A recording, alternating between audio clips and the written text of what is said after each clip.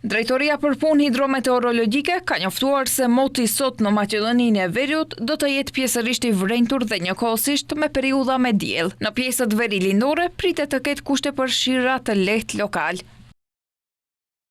Do të ofrojë erë mesatare, ndërsa në pjesët lindore erë e fortë nga drejtimi verior mbi 60 km/h. Temperatura maksimale parashikohet të lëviz nga 1 deri në 9 gradë Celsius. Parametrat e motit për Shkupin janë me diellë dhe vranësira të vogla deri në mesatare. Do të ofrojë erë mesatare nga veriu. Ndërkaq, duke filluar që nga kjo fundjavë, veçanërisht të dielën, sipas raporteve të Drejtorisë për Punë Hidrometeorologjike, në rajonin e Ballkanit, gjëgjësisht edhe në Maqedoninë e Veriut, do të fillojë fluksi i ajrit të ngrohtë nga Afrika. Në këtë situatë, temperatura do të rriten ndjeshëm, duke u rritur në intervalin 20 deri në 28 gradë Celsius. Këto temperatura priten të jenë edhe në Shkup dhe në rrethin.